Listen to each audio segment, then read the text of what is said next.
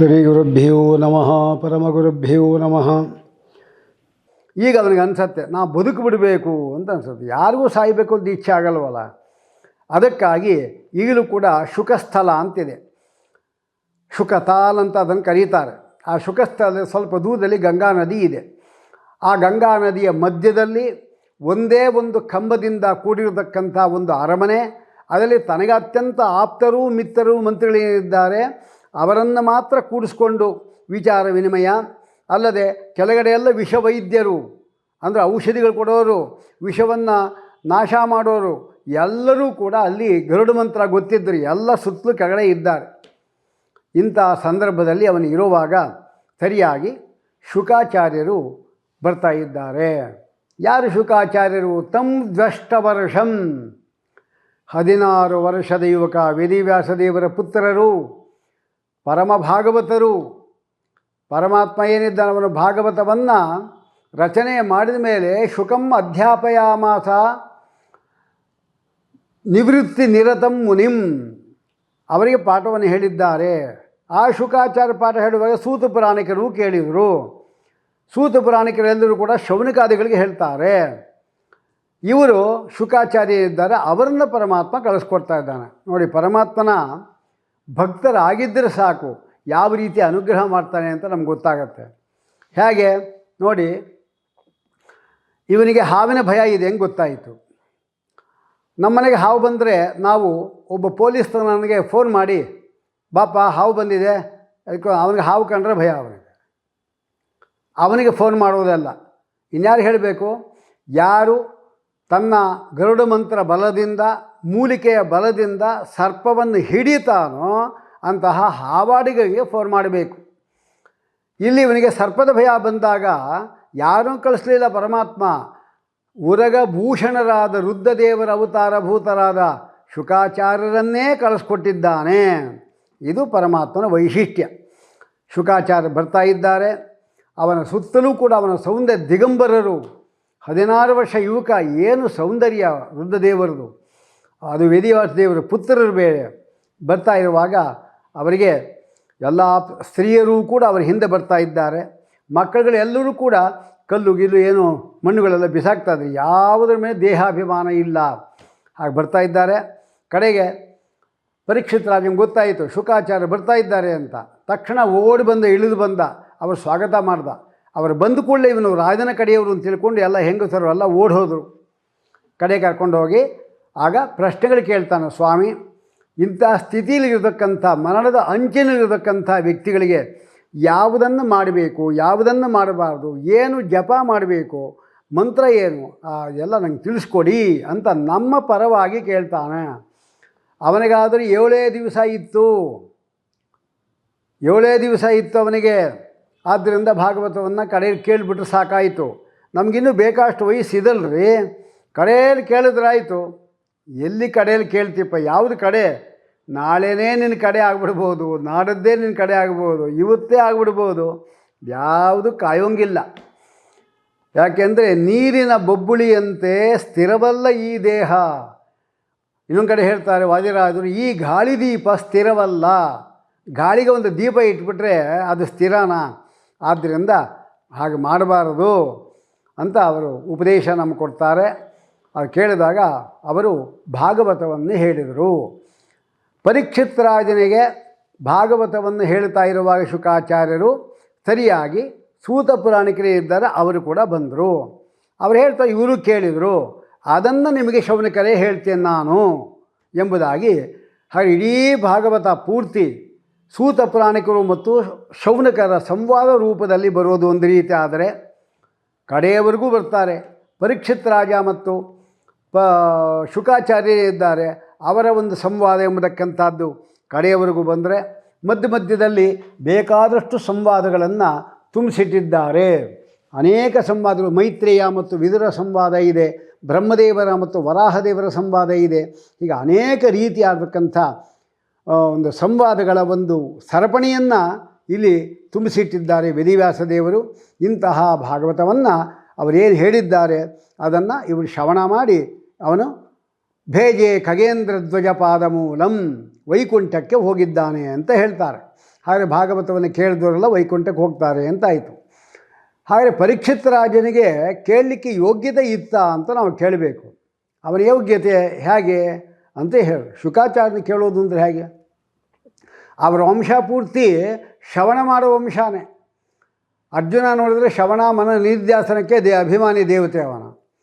ನೋಡಿ, ಅವನು ಅರ್ಜುನ ಕೃಷ್ಣ ಪರಮಾತ್ಮನಿಂದ ಅಂತಹ ಯುದ್ಧದ ಸಂದರ್ಭದಲ್ಲಿಯೂ ಕೇವಲ ಕರ್ಮ ಮಾಡಿದರೆ ಫಲ ಕಡಿಮೆ, ಪರಮಾತ್ಮನ ಜ್ಞಾನಪೂರ್ವಕ ಕರ್ಮ ಮಾಡಿದರೆ ಫಲ ಜಾಸ್ತಿ ಅಂತ ಹೇಳಲಿಕ್ಕೋಸ್ಕರವಾಗಿ ಅರ್ಜುನ ನೆಪ ಮಾಡಿಕೊಂಡು ಇಡೀ ಗೀತೆಯನ್ನು ನಮಗೆ ಕೊಟ್ಬಿಟ್ಟ. ಹಾಗಾದರೆ ಶ್ರವಣಾಧಿಕಾರಿ ಅರ್ಜುನನ್ನೇ ಉದ್ದೇಶ ಮಾಡ್ಕೊಂಡು ಕೊಟ್ಟ. ಹಾಗಾದ್ರೆ ಅವನು ಶ್ರವಣ ಮಾಡಲಿಕ್ಕೆ ಕೇಳೋ ವಂಶ ಅಂತ ಆಯ್ತು ಅವ್ರದ್ದು.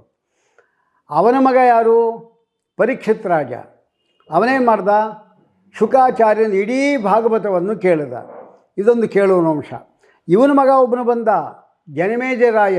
ಅವರು ವೈಶಂಪಾಯನದ ಇಡೀ ಮಹಾಭಾರತವನ್ನು ಕೇಳಿದ್ದಾನೆ. ಅಂದಮೇಲೆ ಇವರ ಅಪ್ಪ ಇದ್ದಾನಲ್ಲ, ಅಭಿಮನ್ಯುವಿನ ಮಗ ಅಭಿಮನ್ಯು ಇದ್ನಲ್ಲ, ಅವನ ಗರ್ಭದಲ್ಲಿರುವಾಗಲೇ ಇವನಿಂದ ಅನೇಕ ಮಂತ್ರಗಳೆಲ್ಲ ಕೇಳ್ಕೊಂಡಿದ್ದಾನೆ. ಒಂದು ರೀತಿ ಅವನು ಕೂಡ ಆಗರ್ಭ ಶ್ರೀಮಂತ, ಪರೀಕ್ಷಿತ್ ರಾಜನೂ ಆಗರ್ಭ ಶ್ರೀಮಂತ, ಇನ್ನೂ ಅನೇಕ ಜನ ಆಗರ್ಭ ಶ್ರೀಮಂತರಿ. ಪ್ರಹ್ಲಾದ ರಾಜನೂ ಆಗರ್ಭ ಶ್ರೀಮಂತ. ತಾಯಿಯ ಗರ್ಭದಲ್ಲಿ ಇರುವಾಗಲೇ ನಾರದರಿಂದ ತತ್ವಜ್ಞಾನವನ್ನು ಸಂಪಾದನೆ ಮಾಡಿದವನು. ಆ ಗರ್ಭ ಅಂದರೆ ಗರ್ಭದಲ್ಲಿ ಇರುವಾಗಲಿಂದಲೂ ಕೂಡ ಪರಮಾತ್ಮ ತತ್ವವನ್ನು ಪಡ್ಕೊಂಡವನೇ ಅವನು ಆಗರ್ಭ ಶ್ರೀಮಂತ ಎಂಬುದು ಶಾಸ್ತ್ರದ ಒಂದು ಪ್ರಕ್ರಿಯೆ ಇದೆ. ಹಾಗಾಗಿ ಇಂತಹ ಭಾಗವತವನ್ನು ಕೇಳಲಿಕ್ಕೆ ಇವನು ಅಧಿಕಾರಿಯಾಗಿದ್ದಾನೆ. ಏನು ಕಥೆ ಏನು? ಎಲ್ಲಿಂದ ಶುರುವಾಯಿತು? ಶೌನಕಾದಿಗಳೇನಿದ್ದಾರೆ ಅವರು ತಮ್ಮ ಆಶ್ರಮದಲ್ಲಿ ಕೂತಿರುವಾಗ ಸರಿಯಾಗಿ ಸೂತ ಪುರಾಣಕ್ಕೆ ಬರ್ತಾರೆ. ಜ್ಞಾನಿಗಳು ಯಾವತ್ತು ಬಂದಾಗ ನಾವು, ಅದು ನೈಮಿಷಾರಣ್ಯ, ಜ್ಞಾನಿಗಳು ಬಂದಾಗ ನಾವು ಯಾವತ್ತೂ ಕೂಡ ಬರೀ ತಾಂಬೂಲ ದಕ್ಷಿಣೆ ಊಟ ವಸ್ತ್ರ ಕೊಟ್ಟು ಕಳಿಸ್ಬಿಡೋದಲ್ಲ. ಯಾವುದಾದರೂ ಅವರ ಬಾಯಿಂದ ಒಂದು ತತ್ವಜ್ಞಾನವನ್ನು ಪಡ್ಕೊಂಡು ಅದನ್ನು ಉಪಾಸನೆ ಮಾಡಿ ನಮ್ಮ ಜೀವನದಲ್ಲಿ ಇಟ್ಕೋಬೇಕು. ಅದು ಮುಖ್ಯವಾದದ್ದು. ಈ ಸಂದರ್ಭದಲ್ಲಿ ಸರಿಯಾಗಿ ಅವರು ಯಾರು ಶೌನಿಕರು ಸೂತ ಪುರಾಣ ಕೇಳ್ತಾನೆ. ಸೂತ ಮಹಾಭಾಗ, ನೀನು ಎಲ್ಲ ಶಾಸ್ತ್ರಗಳನ್ನು ಕೂಡ ವೇದಿವಾಸ ದೇವರಿಂದ ಕಲ್ತ್ಕೊಂಡಿದ್ದಿ, ಆ ಪರಮಾತ್ಮನ ಮಹಿಮೆಗಳನ್ನು ನಮಗೂ ತಿಳಿಸ್ಕೊಡಪ್ಪ ಅಂತ ಕೇಳ್ತಾರೆ. ಅವರು 6 ಪ್ರಶ್ನೆಗಳನ್ನು ಈ ಭಾಗವತದಲ್ಲಿ ಕೇಳ್ತಾರೆ. 6 ಪ್ರಶ್ನೆಗಳು. ಅದರಲ್ಲಿ ಯಾವುದು 6 ಪ್ರಶ್ನೆಗಳು ಅಂದರೆ, ಮೊದಲನೇದು ಹೇಳ್ತಾರೆ ಇಲ್ಲಿ ಹೇಳುವಾಗ, ಪರಮಾತ್ಮ ಇದ್ದಾನಲ್ಲ ಅವನು ಮುಮುಕ್ಷುಗಳಿಗೆ ಮುಖ್ಯವಾಗಿ ಶ್ರೇಯಸ್ಸಾಧನ ಯಾವುದು? ಇದೇ ಕೇಳ್ತಾರೆ. ತತ್ರಾಂಜಸಾಯುಷ್ಮ ಪುಂಸಾಂ ಏಕಾಂತದ ಶ್ರೇಯ ತನ್ನ ಶಬ್ದಿದುಮರ್ಹತಿ. ಶ್ರೇಯಸ್ಸಾಧನ ಯಾವುದು? ಅದು ಮೊದಲನೆಯದು ಅವರ ಪ್ರಶ್ನೆ. ಸರ್ವಶಾಸ್ತ್ರಾರ್ಥ ಸಾರ ಯಾವುದು? ಯಾಕೆ ಎಲ್ಲ ಓದಲಿಕ್ಕೆ ನಮ್ಗೆ ಪುರುಸೊತ್ತಿಲ್ಲ. ಇನ್ನು ಭಗವಂತ ದೇವಿಕೆಯಲ್ಲಿ ಅವತಾರ ಮಾಡ್ದ ಅಂತ ಕೇಳಿದ್ವಿ. ಯಾಕೆ? ಶ್ರೀಕೃಷ್ಣ ಪರಮಾತ್ಮ ಉತ್ಕೃಷ್ಟವಾದ ಮಹಿಮೆಗಳನ್ನು ಹೇಳಿ, ಅಷ್ಟು ಮಾತ್ರವಲ್ಲ, ಭಗವಂತನ ಮತ್ಸ್ಯಾದಿ ಅವತಾರಗಳನ್ನು ಹೇಳ್ರಿ, 5 ಆಯಿತು. ಧರ್ಮ ರಕ್ಷಕನಾದ ಕೃಷ್ಣ ಪರಮಾತ್ಮ ಮರ್ಯಾದ ಮೇಲೆ ಧರ್ಮ ಯಾರಿಂದ ರಕ್ಷಿತವಾಯಿತು? ಈ 6 ಪ್ರಶ್ನೆಗಳಿಗೆ ಉತ್ತರ ಹೇಳಿಬಿಟ್ರೆ ಭಾಗವತ ಮುಗಿಯುತ್ತೆ. ಹಾಗಾಗಿ ಒಂದೊಂದೇ ಪ್ರಶ್ನೆ ಹೇಳ್ತಾರೆ. ಅದರಲ್ಲಿ ಸೂತ ಜಾನಾಸಿ ಭದ್ರಂತೆ ಭಗವಾನ್ ಸಾತ್ವದಾಂಪತಿ ದೇವಿಕ್ಯಾಂ, ದೇವಿಕೆಯಲ್ಲಿ ಅವತಾರ ಮಾಡಿದ್ದಾನೆ ಅಂತ ಹೇಳಿಬಿಟ್ಟು ಅದನ್ನು ನಮಗೆ ತಿಳಿಸ್ಕೊಡಿ. ಹಾಗಾದರೆ ಪರೀಕ್ಷಿತರಾದರನ್ನು ಮೊದಲೇ ಕೇಳ್ತಾರೆ, ಏನಪ್ಪ ನಿಮಗೆ ಹಸುವೆ ಇಷ್ಟೊಂದು ದೊಡ್ಡ ಪ್ರಶ್ನೆ ಕೇಳ್ತಾ ಇದ್ದೀಯಲ್ಲ, ಹಸುವೆ ಬಾರಿಕೆ ಆಗಲ್ವ ನಿಮಗೆ ಅಂದರೆ, ನೈಷ ಅತಿದುಸ್ಸಹ ಕ್ಷುನ್ಮಂ ತ್ಯಕ್ತೋದಮಪಿ ಬಾಧತೆ. ನೀರು ಬಿಟ್ಟಿದ್ದರೂ ಕೂಡ ಹಸುವೆ ನನಗಾಗ್ತಾ ಇಲ್ಲ. ಯಾಕೆ? ಪಿಬಂತಂ ತ್ವನ್ಮುಖಾಂಬೋಜಾತ್ ಶ್ರುತಂ ಹರಿಕಥಾಮೃತಂ. ಅದನ್ನು ಕೇಳ್ತಾ ಇದ್ದರೆ ನಮಗೇನು ಬೇಡ ಅಂತ ಹೇಳ್ತಾ ಇದ್ದಾರೆ. ಆ ಸಂದರ್ಭದಲ್ಲಿ ಶುಕಾಚಾರ್ಯರಿಗೆ ನಮಸ್ಕಾರ ಮಾಡಿ ಹೇಳ್ತಾರಂತೆ. ಯಂ ಪ್ರವ್ರಜಂತ ಮನುಪೇತಮಪೇತ ಕೃತ್ಯಂ ದ್ವೈಪಾಯನೋ ವಿರಹಕಾದರ ಆಜುಹಾವ ಪುತ್ರೇತಿ ತನ್ಮಯತಯ ತರವೋಪಿ ನೇದು ತಂ ಸರ್ವಭೂತ ಹೃದಯಂ ಮುನಿಮಾನತೋಸ್ಮಿ. ಇದು ಸೂತ ಪುರಾಣಿಕರು ಮಾಡಿರತಕ್ಕಂಥ ಮಂಗಳಾಚರಣೆ. ಅದರಲ್ಲಿ ಎಂ ಪ್ರವ್ರಜಂತಂ ಅಂದರೆ ವ್ಯಾಸರ ಪುತ್ರ ಆಗತಕ್ಕಂಥ ರುದ್ರಾಂಶರಾದ ಶುಕಾಚಾರ್ಯರು, ಅವರು ದೇಹಾಭಿಮಾನ ಬಿಟ್ಟವರು, ಯಾವುದೇ ತರಹದ ಹಿಂಸೆಯನ್ನು ಮಾಡದೇ ಇದ್ದವರು, ನಿಜವಾದ ವೈರಾಗ್ಯ ಸಂಪಾದನೆ ಮಾಡಿ ಸನ್ಯಾಸಿ ಆಗಲಿಕ್ಕೆ ಹೊರಟವರು. ಅವರು ಹೊರಟಾಗ ಅವರ ವಿಯೋಗವನ್ನು ಸಹಿಸಲಿಕ್ಕೆ ಆಗೋದಿಲ್ಲ ಎಂಬಂತೆ ವೇದವ್ಯಾಸ ದೇವರು ಪುತ್ರ ಅಂತ ಕರೆದಾಗ ಪ್ರತಿ ಗಿಡಮರಗಳಲ್ಲಿಯೂ ಕೂಡ ಅಹಂಕಾರಾತ್ಮಕರಾದ ರುದ್ರದೇವರು ಇರೋದರಿಂದ ನಾನು ಇಲ್ಲೇ ಇದ್ದೇನೆ, ಆದ್ದರಿಂದ ನೀವು ನನಗೆ ಭಾಗವತ ನೀವು ಹೇಳಿಬಿಟ್ರಿ ಅಂದರೆ ನಾನು ಎಲ್ಲರಲ್ಲಿಯೂ ಕೂಡ ಇರೋದರಿಂದ, ಅಹಂಕಾರಾತ್ಮಕರಾಗಿ ಇರೋದರಿಂದ ನಾನು ಎಲ್ಲರಿಗೂ ಕೂಡ ಭಾಗವತ ತಲುಪದಾಗೆ ಆಯಿತು. ಇದು ಮುಖ್ಯವಾದ ತಾತ್ಪರ್ಯ. ಅಂತ ಶುಕಾಚಾರ್ಯರನ್ನು ನಾನು ನಮಸ್ಕಾರ ಮಾಡ್ತೇನೆ ಅಂತ ಹೇಳಿದ್ದಾರೆ. ಇಲ್ಲಿ ಅನುಪೇತಂ ಅಪೇತ ಕೃತ್ಯಂ ಅಂತಿದೆ. ಅಪೇತ ಕೃತ್ಯ ಅಂದರೆ ಕೃತ್ಯವನ್ನು ಬಿಟ್ಟವರು. ಅಪೇತ ಕೃತ್ಯ ಬಿಟ್ಟವರು. ಕೃತ್ಯ ಅಂದ್ರೇನು? ಕೃತ್ಯ ಅಂದರೆ ಮಾಟ ಅಂತಿದೆ. ಕೃತ್ಯ ನಿರ್ಮಾಣ, ಮಾಟ ಅಂತ ಅರ್ಥ ಇದೆ. ಕೃತ್ಯ ಅಂದರೆ ಕೃತಿ ಛೇದನೆ, ಕತ್ತರಿಸೋದು ಅಂತಿದೆ. ಇದೆರಡೂ ಕೂಡ ಇಲ್ಲದೇ ಇದ್ದವರು ಶುಕಾಚಾರ್ಯರು. ಇದ್ಯಾಕೆ ಈ ವಿಶೇಷಣ ಕೊಟ್ಟರು? ವಸ್ತುತಃ ರುದ್ರದೇವರ ಅವತಾರ 3. ಒಂದು ದೂರ್ವಾಸರು, ಇನ್ನೊಬ್ಬರು ಶುಕಾಚಾರ್ಯರು, ಇನ್ನೊಬ್ಬರು ಅಶ್ವತ್ಥಾಮಾಚಾರ್ಯರು. ದೂರ್ವಾಸರು ಏನು ಮಾಡಿದ್ರು? ಅಂಬರೀಷ ಮಹಾರಾಜನಿಗೆ ಕೃತ್ಯ ನಿರ್ಮಾಣ ಮಾಡಿದರು. ಹಾಗಾದರೆ ಉಪೇತ ಕೃತ್ಯರಾಗ್ಬಿಟ್ರು, ಅಪೇತ ಕೃತ್ಯರಾಗಲಿಲ್ಲ. ಅವರಂತೆ ಅಲ್ಲ ಇವರು, ಅವರದೇ ರೂಪ, ಅವರಂತೆ ಅಲ್ಲ. ಇನ್ನೊಬ್ಬರು ಇದ್ದರು. ಯಾರವರು? ದೂರ್ವಾಸರದಾಯಿತು, ಅಶ್ವತ್ಥಾಮಾಚಾರ್ಯರು. ಮುಂದೆ ಕಥೆ ಬರುತ್ತೀಗ. ಅವರು ಮಲಗಿರ್ತಕ್ಕಂಥ ಪಾಂಡವರನ್ನು ಎಲ್ಲ ಒಂದು 14, 15, 16, 17, 18 ವರ್ಷ ಅವರನ್ನು ಮಲಗಿರ್ತಕ್ಕಂಥವರನ್ನು ಕತ್ತಿಯಿಂದ ಕತ್ತರಿಸಿ ತೊಗೊಂಡೋಗಿದ್ದಾರೆ. ಹಾಗೆ ಕೃತಿ ಛೇದನೆ, ಕತ್ತರಿಸಿದವರು ಇನ್ನೊಬ್ಬರು, ಆದರೆ ಅವರೂ ಅಲ್ಲ. ಹಾಗಾದರೆ ಯಾರು ಅಶ್ವತ್ಥಾಮಾಚಾರ್ಯರು ಮಲಗಿರ್ತಕ್ಕಂಥ ಮಕ್ಕಳನ್ನು ಕತ್ತರಿಸಿದರೋ ಅದರಂತೆ ಯಾರನ್ನೂ ಕತ್ತರಿಸಿಲ್ಲ. ದೂರ್ವಾಸಮುನಿಗಳಂತೆ ಯಾರ ಮೇಲೂ ಕೂಡ ಮಾಟ ಪ್ರಯೋಗ ಮಾಡಿಲ್ಲ ಅಂತಹ ಈ ಶುಕಾಚಾರ್ಯರು ಅಂತ ವಿಶೇಷಣ ಕೊಟ್ಟಿದ್ದರಿಂದ ಇವರ ಸ್ವರೂಪ ವಾಯುದೇವರಿಂದ ಆವಿಷ್ಟವಾಗಿದೆ ಅಂತ ಸ್ಪಷ್ಟ ನಮ್ಗೆ ಗೊತ್ತಾಗತ್ತೆ.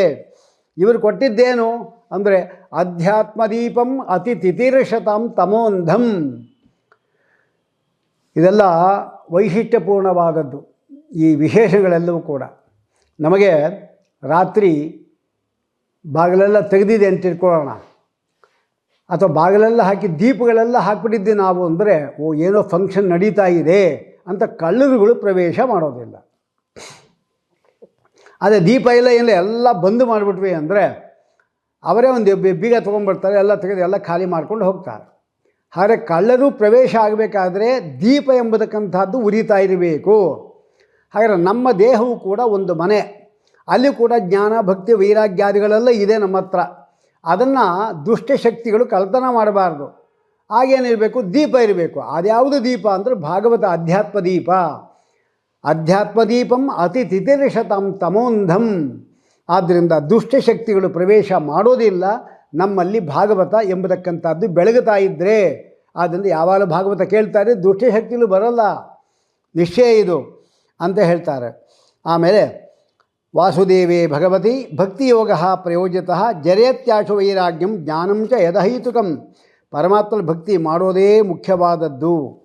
ಆದ್ದರಿಂದ ಬ್ರಹ್ಮೇ ಪರಮಾತ್ಮನ ಏನು ಹೇಳ್ತಾರೆ? ಬ್ರಹ್ಮೇತಿ ಪರಮಾತ್ಮೇತಿ ಭಗವಾನಿತಿ ಕಥ್ಯತೆ. ಆಗ ಶೃಣ್ವ ಕಥೆ, ಪರಮಾತ್ಮನ ಕಥೆ ಕೇಳಿಬಿಟ್ರೆ ಏನು ಲಾಭ ಅಂತ ನೀವು ಕೇಳಿದ್ರಲ್ಲ. ಅಂದರೆ ಶ್ರೇಯಸ್ಸಾಧನ ಯಾವುದು ಅಂದರೆ ಪರಮಾತ್ಮನಲ್ಲಿ ಕಥೆಯನ್ನು ಕೇಳಿ ಅವನಲ್ಲಿ ಭಕ್ತಿ ಮಾಡುವುದೇ ಅಂತ ನೀವು ಹೇಳಿದ್ರಿ. ಆದರೆ ಮಾಡೋದು ಹೇಗೆ ಅಂದರೆ ತಸ್ಮಾದ್ ಏಕೇನ ಮನಸ ಭಗವಾನ್ ಸತ್ವದಾಂಪತಿ ಶ್ರೋತವ್ಯ. ಮೊದಲು ಕಥೆ ಕೇಳಬೇಕು, ಆಮೇಲೆ ಆ ಕಥೆ ಕೇಳಿದ್ದು ಇನ್ನೊಬ್ಬರ ಮುಂದೆ ಹೇಳಬೇಕು, ಕೀರ್ತಿತವ್ಯಶ್ಚ. ಆಮೇಲೆ ನಿಂತರೆ ಕೂತ್ರೆ ಧ್ಯಾನ ಮಾಡಬೇಕು, ಆ ಪರಮಾತ್ಮನನ್ನು ಪೂಜೆ ಮಾಡಬೇಕು. ಇದು ಯಾವಾಗಲೂ ಮಾಡೋದು. ಹಾಗೆ ಮಾಡ್ತಾಯಿದ್ದು ಅನುಕೂಲ ಆಗುತ್ತೆ. ಏನು ಕಥೆ ಕೇಳಿದ್ರೆ ಏನರ್ಥ ನಮಗೆ ಅಂದರೆ ಶೃಣ್ವತಾಂ ಸುಖತಾಂ ಕೃಷ್ಣ ಪುಣ್ಯಶ್ರವಣ ಕೀರ್ತನ. ನಾವು ಕಥೆ ಕೇಳ್ತಾ ಇದ್ವಿ ಅಂದರೆ ಕಿವಿಯ ಮೂಲಕ ನಮ್ಮ ಹೃದಯವನ್ನು ಪ್ರವೇಶ ಮಾಡಿ ಹೃದ್ಯಂತಸ್ಥೋ ಶಭದ್ರಾಣಿ ಅದೆಲ್ಲವನ್ನೂ ಕೂಡ ಪರಮಾತ್ಮ ಪರಿಹಾರ ಮಾಡಿಬಿಡ್ತಾನೆ.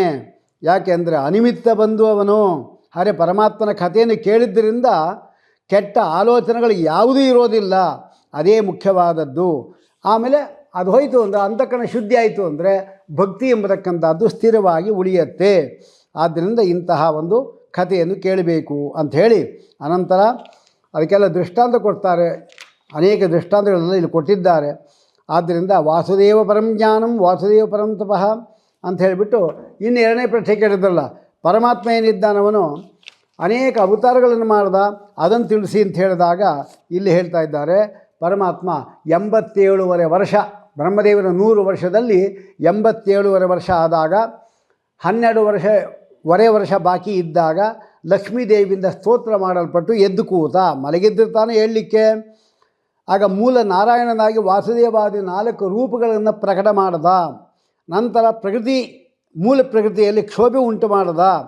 ಹಾಗೆ ಅವಳು ಸತ್ವಾದಿ ತ್ರಿಗುಣಗಳಿಂದ ಸತ್ವ ರಜಸ್ಸು ಮಹತ್ತತ್ವಾದಿಗಳನ್ನು ಸೃಷ್ಟಿ ಮಾಡಿದ್ಲು. ಅದು ಪುರುಷ ರೂಪ. ಜಗೃಹೇ ಪೌರುಷಂ ರೂಪಂ ಭಗವಾನ್ ಮಹದಾದಿವಿಹಿ ಅಂತ ಹೇಳ್ತಾ ಇದ್ದಾರೆ. ಇಂತಹ ಪರಮಾತ್ಮ ಯೋಗ ನಿದ್ರೆಯಲ್ಲಿ ಮಲಗಿರುವಾಗ ನಾಭಿಕಮಲದಿಂದ ಒಂದು ಕಮಲ ಬಂತು. ಆ ಕಮಲದಲ್ಲಿ ಬ್ರಹ್ಮದೇವರು ಕಾಣಿಸ್ಕೊಂಡ್ರು. ಅದೇ ಅತ್ಯಂತ ಶ್ರೇಷ್ಠವಾದ್ದು ಅನಂತ ಪದ್ಮನಾಭ ರೂಪ. ಆ ಅನಂತ ಪದ್ಮನಾಭ ರೂಪದಿಂದ ಮತ್ಸ್ಯಕೂರ್ಮ ವರಾಹ ನಾರಸಿಂಹಾದಿಗಳು 24 ರೂಪಗಳು ಆಚೆ ಬಂದಿದೆ. ಏತನ್ನಾನಾವತಾರಾಣಾಂ ರೂಪಂ ನಿಧಾನಂ ಬೀಜಮವಿಯಂ ಯಸ್ಯ ಅಂಶಾಂಶೇನ ಸಜ್ಜಂತೆ ದೇವತೆರಿಯನ್ನರಾದಯ. ಮೊದಲನೇದು ಯಾವುದು? ಸನತ್ಕುಮಾರ ಅವತಾರ. ಅನಂತ ಪದ್ಮನಾಭರಿಂದ ವ್ಯಕ್ತವಾದ ಮೊದಲನೇ ಅವತಾರ ಸನತ್ಕುಮಾರ. ಅದು ಕುಮಾರಾವಸ್ಥೆಯಲ್ಲಿ ಇರುವಾಗಲೇ ಅಖಂಡಿತವಾದ ಬ್ರಹ್ಮಚರ್ಯನ್ನು ಪಾಲಿಸಿದೆ. ಅದು ಬ್ರಹ್ಮದೇವರಿಗೆ ವೇದವನ್ನು ಉಪದೇಶ ಮಾಡಿದೆ. ಸನಕಾದಿಗಳಲ್ಲಿ ಒಬ್ಬನಾದ ಸನತ್ಕುಮಾರ ಇದ್ದಾನೆ. ಅವನು ಕೂಡ ಯೋಗ ವಿದ್ಯೆಯನ್ನು ಈ ಸನತ್ಕುಮಾರನಿಂದಲೇ ಕಲ್ತಿದ್ದಾನೆ. ಅಂದಮೇಲೆ ರುದ್ರದೇವರಿಗೆ ರುದ್ರ ಪದವಿ ದಯಪಾಲಿಸಿದ್ದು ಕೂಡ ಈ ಸನತ್ಕುಮಾರ ಅವತಾರ. ಆದ್ದರಿಂದ ಇದು ಮೊದಲನೆಯದು. ಎರಡನೆಯದು ವರಾಹ ಅವತಾರ. ವರಾಹ ಅವತಾರ 2 ಸಾರಿ ನಡೆದಿದೆ. 2 ಸಾರಿ ನಡೆದಿದೆ. ಒಂದು ಶ್ವೇತವರಾಹ, ಇನ್ನೊಂದು ನೀಲವರಾಹ. ಒಂದು ಆದಿ ಹಿರಣ್ಯಾಕ್ಷನ ಕೊಲ್ಲಿಕ್ಕೆ, ಇನ್ನೊಂದು ಹಿರಣ್ಯಾಕ್ಷನನ್ನು ಕೊಲ್ಲಿಕ್ಕೆ 2 ಸತ್ಯ ಅವತಾರ ಆಗಿದೆ. ಋಷಿಯಂ ಮೂರನೇದೇನಿದೆ ಅದು ಮಹಿದಾಸಾವತಾರ. ಅಂದರೆ ಇತರಾದೇವಿಯಲ್ಲಿ ವಿಶಾಲನಿಂದ ವ್ಯಕ್ತವಾದ ರೂಪ ಇದು. ವಸ್ತುತಃ ಇದರ ಉಪನಿಷತ್ತುಗಳಲ್ಲಿ ಇವರ ಕಥೆ ಹೇಳುವಾಗ ಮಹಿದಾಸಂದು ವಸ್ತುತಃ ತಂದೆ ಇರ್ತಾನಲ್ಲ, ಅವನಿಗೆ 2 ಹೆಣ್ಣಂದಿರು. ಒಬ್ಬಳು ಇತರಾದೇವಿ, ಇನ್ನೊಬ್ಬಳು ಕೂಡ ಒಬ್ಬಳು ಹೆಸರು ಪ್ರಸಿದ್ಧಿ ಆಗಿಲ್ಲ, ಒಬ್ಬಳು ಹೆಂಡತಿ ಇದ್ಲು ಅಂತ ಅಷ್ಟು ಮಾತ್ರ ಹೇಳಿದ್ದಾರೆ. ಆ ಸಂದರ್ಭದವರೆಗೇನಾಯಿತು ಅಂದರೆ, ತಂದೆಗೆ ಈ 4 ಮಕ್ಕಳಿದ್ದಾರೆ ಬೇರೆ 2ನೇ ಹೆಂಡತಿಯಲ್ಲಿ, ಅವರ ಕಂಡ್ರೆ ಇಷ್ಟ. ಈ ಮೊದಲನೇ ಹೆಂಡತಿ ಏನಿದ್ದಾರೆ ಅವಳಲ್ಲಿ ಹುಟ್ಟಿರ್ತಕ್ಕಂಥ ಈ ಮಹಿದಾಸನ ಕಂಡ್ರೆ ಆಗೋದಿಲ್ಲ. ಯಾಕೆ ಏನು ಒಂದು ಸರಿ ತಾಯಿ ಏನು ಮಾಡಿದ್ಲು, ನೀವು ಬರೀ ಪಟ ಪಟ ಪಟ ಮಾತಾಡ್ತದೆ, ಬಾಯಿ ಮುಚ್ಚಬಾರ್ದ ಅಂದ್ಲು. ಅಷ್ಟಕ್ಕೆ ಬಾಯಿ ಮುಚ್ಕೊಂಬಿಟ್ಟ. ಅವತ್ತು ಒಂದು ಮಾತಾಡಿಲ್ಲ. ಇದರೊಳಗೆ ತಂದೆ ಏನು ಮಾಡೋದು, ಇವನು ಮೂಕ, ಇವನು ಏನು ಬರೋದೇ ಇಲ್ಲ ಅಂತ ಹೇಳ್ಬಿಟ್ಟು ಅವರೆಲ್ಲ ಪೌರೋಹಿತ್ಯಕ್ಕೆಲ್ಲ ಕರ್ಕೊಂಡು ಹೋಗ್ತಾ ಇದ್ದ. ಆದರೆ ಇವರನ್ನು ಮಾತ್ರ ಅಲ್ಲೇ ಬಿಟ್ಟು ಹೋಗ್ತಾ ಇದ್ದ. ಇದರಿಂದ ಏನಾಗ್ತಾಯಿತ್ತು, ಒಂದು ಸಾರಿ ತಾಯಿಗೆ ತುಂಬ ಬೇಜಾರಾಯಿತು. ದೊಡ್ಡ ಯಜ್ಞ ನಡೀತಾ ಇದೆ, ಅವ 4 ಜನ ಮಕ್ಕಳು 2ನೇ ಹೆಂಡತಿಯರು ಹೋಗಿದ್ದಾರೆ. ಇವನು ಕರ್ಕೊಂಡು ಹೋಗಿ ನಾನು ಬರ್ತೀನಿ ಅಂತ ಇವ್ರು ಹೇಳಬೇಕಲ್ಲ, ಏನು ಹೇಳಿಲ್ಲ, ಅವ್ರು ಕರೀಲೂ ಇಲ್ಲ. ಕಡೆಗೆ ತಾಯಿಗೆ ತುಂಬ ಬೇಜಾರಾಯಿತು. ಏನು ಹುಟ್ಟುಬಿಟ್ಟಿಯೋ ನಿನಗೆ, ಆ ಮಾತನ ಆಡಬಾರ್ದ ಅಂದು. ಹೇಳಮ್ಮ ಮಾತಾಡ್ತೀನಿ ಇಂದ. ಮತ್ತು ಹಿಡ್ದಿದ್ದು ಯಾಕೆ ಸುಮ್ಮನೆ ಇದ್ದೀನಿ, ನೀನು ಹೇಳಿದಲ್ಲ ಮಾತಾಡಬೇಡ ಅಂತ. ಅದಕ್ಕೆ ನಾನು ಮಾತಾಡ್ದೆ ಸುಮ್ಮನೆ ಇದ್ದೆ. ಹೋಗಲ್ಲ ಯಜ್ಞಕ್ಕೆ ಹೋಗು ಅಂತ ಹೇಳಿದ್ರು. ಸರಿ ಹೀರ ಬಂದ. ಅಲ್ಲಿ ಬಂದರೆ ಇವರಿಬ್ಬರು ಕೂಡ ಎಲ್ಲ 4 ಜನ ಮತ್ತು ತಂದೆ ಇಬ್ಬರು ಕೂಡ ಎಲ್ಲರೂ ಅವನನ್ನು ನೋಡಿ, ಇವನನ್ನು ಯಾರು ಬಾ ಅಂತ ಹೇಳಿದ್ರು, ಚೇರು ಗೀರು ಚಾಪೆ ಏನು ಕೊಡಬೇಡಿ ಅವನಿಗೆ ಅಂತ ತಂದೆ ಸೂಚನೆ ಮಾಡ್ದ. ಅಷ್ಟು ಹೇಳಿದ್ಕೊಳ್ಳೆ ಸುಮ್ಮನೆ ಭೂಮಿ ನೋಡ್ದ ಅಷ್ಟೇ. ಇವನು ನೋಡಿಕೊಳ್ಳೆ ಭೂಮಿ ಇದಲ್ಲ, ಅದೇ ಆಸನವಾಗಿ ಬಂತು. ಮಹಿ ಭೂಮಿಯು ಆಸ, ಮಹಿದಾಸ ಅಂದರೆ ಭೂಮಿ ಆಸನವಾಗಿ ಬಂದು ಕೂತ್ಕೊಂತಂತೆ. ಆಮೇಲೆ ಶುರು ಮಾಡಿದ ನೋಡಿ ಮಂತ್ರಗಳು ಒಂದೊಂದು. ತಂದೆ ಎಲ್ಲ ಅವನು ಬಾಯಿ ಮುಚ್ಚಿಬಿಟ್ರು ಒಂದು ಆ ರೀತಿ. ಅಂಥದ್ದು ಮಹಿದಾಸ ಆ ಪರಮಾತ್ಮ ಏನಿದ್ದ ಅದನ್ನು ಕಥೆ ಹೇಳ್ತಾರೆ. ಅಂಥ ಮಹಿದಾಸ ಏನಿದ್ದಾನವನು ಅವತಾರ ಮಾಡಿದ್ದಾನೆ. ಆ ಹರಿ ಎಂಬತಕ್ಕಂಥವನೇನಿದ್ದಾನವನು ದಾಸತ್ವ ಮಾಪರತ ಮಹತ್ಸುರಾಣಂ ದಾಸತ್ವತಃ ಸ ಮಹಿದಾಸ ಇತಿ ಪ್ರಸಿದ್ಧ ಅಂತ ಹೇಳ್ತಾರೆ. ನಾರದರಿಗೆ ಈ ರೂಪದಿಂದಲೇ ಪಂಚರಾತ್ರಾಗಮ ಉಪದೇಶ ಮಾಡಿದ್ದಾನೆ. ಅಂದರೆ ಇದೊಂದು ಪಂಚರಾತ್ರಾಗಮ. ಆದ್ದರಿಂದ ಆಮೇಲೆ ಇನ್ನೊಂದು ನಾರಾಯಣ ಅವತಾರ ಅಂತ ಹೇಳಿ, ನರನಾರಾಯಣರು. ನರನಾರಾಯಣ ಅವತಾರ ಬದರಿಯಲ್ಲಿ ಈಗಲೂ ಕೂಡ ತಪಸ್ಸು ಮಾಡ್ತಾ ಇವೆ ಅಂತ ಹೇಳ್ತಾರೆ. 10,000 ವರ್ಷ ಅಖಂಡಿತ ತಪಸ್ಸನ್ನು ಮಾಡ್ತು. ಇವರ ತಪಸ್ಸು ಶ್ರೇಷ್ಠವಾದದ್ದು ಅಂತ ಹೇಳಲಿಕ್ಕೋಸ್ಕರವಾಗಿ ಇಂದ್ರದೇವರ ಅಪ್ಸರಾ ಸ್ತ್ರೀಯನ್ನು ಕಳಿಸಿದರು. ಆದರೂ ಕಣ್ಣೆತ್ತಿ ಕೂಡ ನೋಡಿಲ್ಲ ಆ ಸ್ತ್ರೀಯರನ್ನು. ಕಡೆಗೆ ತನ್ನ ತೊಡೆಯನ್ನು ತಟ್ಟಿ ಒಬ್ಬ ಅಪ್ಸರಾಸ್ತ್ರೀ ಸೃಷ್ಟಿ ಮಾಡಿದರು, ಅವಳೇ ಊರ್ವಶಿ. ಆ ತಪಸ್ಸಿನ ಉದ್ದೇಶದಿಂದ ಅವರು ಆಮೇಲೆ ತಪಸ್ಸು ಮಾಡಿದ್ಯಾತಕ್ಕೆ, ಒಬ್ಬ ಸಹಸ್ರ ವರ್ಮ ಅಂತ ಒಬ್ಬನಿದ್ದ, 1000 ಕವಚವುಳ್ಳವನು, ಒಂದರ ಮೇಲೆ 1000 ಕವಚ. ಅವನಿಗೆ ಒಂದು ಬ್ರಹ್ಮದೇವರು ವರ ಇತ್ತು, ಯಾರು ನನ್ನನ್ನು 10,000 ವರ್ಷ ತಪಸ್ಸು ಮಾಡಿತ್ತ ಜಿತೇಂದ್ರಗೆ ಅವರಿಂದ ನಂಗೆ ಮರಣ ಬರಲಿ ಅಂತ ಕೇಳ್ಕೊಂಡ. ಅದಕ್ಕೋಸ್ಕರ ನಾರಾಯಣ ಮತ್ತು ಧರ್ಮ ಮತ್ತು ಮೂರ್ತಿ ದೇವಿಯಲ್ಲಿ ಅವತಾರ ಮಾಡಿ ಬಂದರು, ತಪಸ್ಸು ಮಾಡಿದರು, ಅಖಂಡ ತಪಸ್ಸು ಮಾಡಿದರು. ಅವನಿಗೆ ಯುದ್ಧ ಶುರುವಾಯಿತು. ಒಂದು ಸಾರಿ ನರ, ಇನ್ನೊಂದು ಸಾರಿ ನಾರಾಯಣ ಬಾಣಗಳು ಬಿಟ್ಟು 999 ಕವಚಗಳನ್ನು ಪುಡಿ ಮಾಡಾಕ್ಬಿಟ್ರು. ಇನ್ನು ಒಂದೇ ಒಂದು ಕವಚ ಇತ್ತು, ತಕ್ಷಣ ಹಾಗೆ ಸತ್ತೋದ ಭಯದಿಂದ. ಅಂತೂ ಸಹಸ್ರವರ್ಮ ಸತ್ತೋದ. ಮುಂದೆ ಅವನೇನು ಮಾಡ್ದ, ದೇಹ ಹುಡುಕ್ತಾ ಇದ್ದ, ನಾನು ಎಲ್ಲಿ ಅವತಾರ ಮಾಡೋದು ಅಂತ. ಆ ಸಂದರ್ಭ ಸರಿಯಾಗಿ ಸುಗ್ರೀವ ಇದ್ದಲ್ಲ, ಅವನು ತ್ರೇತಾಯುಗದಲ್ಲಿ ತನ್ನ ಅಣ್ಣನಾದ ವಾಲಿಯನ್ನು ಕೊಲ್ಲಿಸಿ ಅವನು ಮಾಡತಕ್ಕಂಥ ಪುಣ್ಯವನ್ನು ದೂರ ಮಾಡಿಕೊಂಡಿದ್ದ. ಈಗ ಅವಕಾಶ ಸಿಕ್ತು, ಅವನಲ್ಲಿ ಬಂದು ಸೇರಿಕೊಂಡ. ಹಾಗಾದರೆ ಮುಂದೆ ಇವನೇ ಕರ್ಣನಾಗಿ ಹುಟ್ಟದ. ಆ 999 ಒಂದು ಕವಚ ಇತ್ತಲ್ಲ 1000ದಲ್ಲಿ, ಆ ಕವಚ ಸಹಿತವಾಗಿ ಹುಟ್ಟದ. ಅದನ್ನು ಅರ್ಜುನನೇ ನಾಶ ಮಾಡ್ದ. ಅರ್ಜುನ ಸರದಿ ಇತ್ತು, ಅವನೇ ಅದನ್ನು ನಾಶ ಮಾಡ್ದ. ಹೀಗೆ ನರನಾರಾಯಣರು ಬಂದು ಈ ರೀತಿ ಅನುಗ್ರಹ ಮಾಡಿಕೊಟ್ಟಿದ್ದಾರೆ. ಅಲ್ಲೇ ಪಂಚಮಹಾ ಕಪಿಲೋ ನಾಮ, 5ನೇದು ಕಪಿಲ ನಾಮಕ ಪರಮಾತ್ಮ. ಕಪಿಲ ಕಪಿಲ ಕಪಿಲ ಎಂದು ಸಪುತ ಬಾರಿಗೆ ನುಡಿದ ಮಾನವನಿಗೆ ಅಪಜಯ ಮೊದಲಾದ ಕ್ಲೇಶಗಳಿಲ್ಲ ಅಂತಾರೆ. 24 ತತ್ವಗಳು, ಅದನ್ನು ತಾಯಿಗೋಸ್ಕರವಾಗಿ ವಿವರಣೆ ಮಾಡಿರತಕ್ಕಂತಹ ರೂಪ. 6ನೇದು ದತ್ತಾತ್ರೇಯ ಅವತಾರ. ಎಷ್ಟೋ ಜನ ದತ್ತ ಮತ್ತು ಅತ್ರಿ, ದತ್ತ ಅಂದರೆ ತನ್ನನ್ನೇ ಕೊಟ್ಟ, ದತ್ತ ಜ್ಞಾನದತ್ತ, ಭಕುತಿ ದತ್ತ, ವೈರಾಗ್ಯ ದತ್ತ, ದತ್ತನೆಂದವನಿಗೆ ದತ್ತು ಮಗನಾಹ. ವಿಜಯದಾಸ ಸುಳಾದಿ ಕೂಡ ಇದೆ. ಅಂತಹ ಅತ್ರಿ ಋಷಿ ಅನಸೂಯ ಅವರನ್ನು ಮೆಚ್ಚಿಸಲಿಕ್ಕಾಗಿ ಪರಮಾತ್ಮನೇ ತನ್ನ ಅವನ ಮಗನಾಗಿ ಬಂದ. ಹಾಗಾದರೆ ಯಾರು ಅತ್ರಿಗಳು? ತ್ರಿರಹಿತರು. ತ್ರಿ ಅಂದರೆ ಯಾವುದು? ಕಾಮ, ಕ್ರೋಧ, ಲೋಭ ಅದು ಇರೋದಿಲ್ವ? ಬುದ್ಧಿ ಅನಸೂಯ, ಅಸೂಯೆ ಇರಲ್ಲೋ ಯಾರ ಬುದ್ಧಿಯಲ್ಲಿ? ಪರಮಾತ್ಮನೇ ಮಗನಾಗಿ ಬರ್ತಾರೆ. ಇವರು ಅತ್ರಿ ಆಗಿದ್ದರು, ತ್ರಿ ಇದ್ದಿಲ್ಲ, ಕಾಮ, ಕ್ರೋಧ, ಲೋಭ. ಅವನ ಹೆಂಡತಿ ಅನಸೂಯ ಆಗಿದ್ಲು, ಪರಮಾತ್ಮ ಮಗನಾಗಿ ಬಂದ. ನಮಗೆ ಯಾಕೆ ಪರಮಾತ್ಮ ಮಗನಾಗಿ ಬರೋಲ್ಲ? ನಮ್ಮ ಬುದ್ಧಿ ಅಂದರೆ ಹೆಂಡತಿ, ನಮ್ಮ ಬುದ್ಧಿ ಅದು ಅನಸೂಯ ಅಲ್ಲ, ಅಸೂಯಾಮಯ. ಯಾರಿಗೇನು ಬಂದರೂ ಕೂಡ ಹೊಟ್ಟೆ ಉರಿಯುತ್ತೆ. ಹಾಗೆ ಇವರು ಅತ್ರಿ, ಅವರ ಅತ್ರಿ, ನಾವು ಸತ್ರಿ. ತ್ರಿ ಸಹಿತರಾಗಿ ಇದ್ದೇವೆ. ಕಾಮ ಬಿಟ್ಟಿಲ್ಲ, ಕ್ರೋಧ ಬಿಟ್ಟಿಲ್ಲ, ಮೋಹ ಮೊದಲೇ ಬಿಟ್ಟಿಲ್ಲ. ಮತ್ತು ಇನ್ನು ದೇವರು ಯಾಕೆ ಬರ್ತಾನೆ ನಮ್ಮ ಮನೆಗೆ? ಆಮೇಲೆ ಅಂತಹ ಅನ್ವೀಕ್ಷಿಕೆ ಅಲರ್ಕಾಯ, ಅಲರ್ಕ ಎಂಬುದವರಿಗೆ ಪಾಠವನ್ನು ಹೇಳಿದ್ದಾರೆ. 7ನೇದು ಅದು ಯಜ್ಞಾವತಾರ. ಯಜ್ಞನಾಮಕ ಪರಮಾತ್ಮ ಸ್ವಯಂಭೂ ನಂತರ ಅವತಾರ ಮಾಡಿ ರುಚಿ ಪ್ರಜಾಪತಿಯ ಪತ್ನಿಯಲ್ಲಿ ಆಕೂತಿಯಲ್ಲಿ ಯಜ್ಞನಾಮಕ ಅವತಾರ ಮಾಡಿದ್ದು 7ನೇ ಅವತಾರ. ಆಮೇಲೆ ಮನ್ವಂತರನ್ನು ರಕ್ಷಣೆ ಮಾಡಿದ್ದಾನೆ. ಅಷ್ಟಮ ಋಷಭಾವತಾರ ಅದರ ಕಥೆ ಪಂಚಮಸ್ಕಂದಲ್ಲಿ ಬರುತ್ತೆ. ರಾಜರಾಜೇಶ್ವರ ಎಂಬತಕ್ಕಂಥ ಪೃಥ್ವಿ ಚಕ್ರವರ್ತಿಯಲ್ಲಿ ರಾಜರುಗಳಲ್ಲಿರತಕ್ಕಂಥ ರೂಪ ಅದು ಮತ್ಸ್ಯಾವತಾರ. ವೇದ ಚಾಕ್ಷುಷ ಮನ್ವಂತರ ಪ್ರಳಯ ಕಾಲದಲ್ಲಿ ಸತ್ಯವ್ರತ ರಾಜನಿಗೋಸ್ಕರವಾಗಿ ಅವತಾರ ಮಾಡಿರ್ತಕ್ಕಂಥ ರೂಪ ಅದು. ಪ್ರಳಯದಲ್ಲಿ ಮತ್ಸ್ಯರೂಪಿ ಭೂಮಿಯನ್ನೇ ದೋಣಿಯನ್ನು ಮಾಡಿಕೊಂಡು ಸತ್ಯವ್ರಾಜನ ರಕ್ಷಣೆ ಮಾಡಿದ್ದಾರೆ. ಅದು ಕೂರ್ಮಾವತಾರ ಎಂಬುದು ಅಮೃತಕ್ಕೋಸ್ಕರವಾಗಿ ಮಂದರಾಚಲ ಮುಳುಗೋದಾಗ ಅದನ್ನು ಎತ್ತಿ ತಂದಿರತಕ್ಕಂಥ ರೂಪ. ಧಾನ್ವಂತರಂ ದ್ವಾದಶಮಂ, ಧನ್ವಂತರಿ ಅವತಾರ 12ನೇ ಅವತಾರ. 13ನೇ ಅವತಾರವೇ ಆ ಅಮೃತವನ್ನು ಹಂಚಲಿಕ್ಕೆ ಮೋಹಿನಿ ಅವತಾರವನ್ನು ಮಾಡಿದ್ದಾನೆ. ದೈತ್ಯರನ್ನು ಮೋಹಗೊಳಿಸಿ ಅಮೃತವನ್ನು ಕೊಟ್ಟಿದ್ದಾನೆ ಪರಮಾತ್ಮ. 14ನೇದು ನರಸಿಂಹಾವತಾರ ಕಥೆ ಮುಂದೆ ನೀವು ಕೇಳಲಿಕ್ಕಿದೆ. ಚಾಪೆಯ ಕಡ್ಡಿಯಂತೆ ಸೀಳುವಂತೆ ಸೀಳು ಹಾಕಿದ್ದಾನೆ. 15ನೇದು ವಾಮನಾವತಾರ. ಇಂದ್ರ ನನ್ನ ಗೆದ್ದು ಬಲಿಚಕ್ರವರ್ತಿ ತಿಲೋಕಾಧಿಪತ್ಯವನ್ನು ಅಪಹಾರ ಮಾಡಿದ್ದಾನೆ. ಅದಕ್ಕಾಗಿ ಅವನಿಗೆ ಕೊಡುವ ನೆಪದಿಂದ ಉಪೇಂದ್ರ ಅವತಾರ ಮಾಡಿ ರಾಜ್ಯಭಾರವನ್ನು ಕೊಡಿಸ್ಕೊಟ್ಟಿದ್ದಾನೆ. 16ನೇ ಅವತಾರ ಪರಶುರಾಮ ಅವತಾರ, 21 ಬಾರಿ ದುಷ್ಟ ಕ್ಷತ್ರಿಯ ಸಂಹಾರ ಮಾಡಿದ್ದು. 17ನೇದೆ ಅದರಲ್ಲಿ ಸತ್ಯವತ್ಯಾಮ ಜಾಯತ, ವೇದಿವ್ಯಾಸದೇವರ ಅವತಾರ. 17 ಅವತಾರ ಮಾಡಿ ಸತ್ಯ ಅವತಾರ ಮಾಡಿ ಮನುಷ್ಯರ ಅಲ್ಪ ಪ್ರಜ್ಞೆ ನೋಡಿ ಅವರಿಗೆ ಉಪಯೋಗ ಆಗುವಂತೆ ಅನಂತ ವೇದಗಳನ್ನು ಕೂಡ ಶಾಖೋಪಶಾಖೆ ವಿಂಗಡಣೆ ಮಾಡಿರತಕ್ಕಂಥದ್ದು. ರಾಮಾವತಾರ ಮತ್ತು ಅದಕ್ಕಿಂತ ಮೊದಲು ಕೂಡ ವ್ಯಾಸಾವತಾರ ಇದೆ ಅಂತ ಹೇಳ್ತಾ ಇದ್ದಾರೆ. ಆಮೇಲೆ 18ನೇ ಅವತಾರ ರಾಮಾವತಾರ.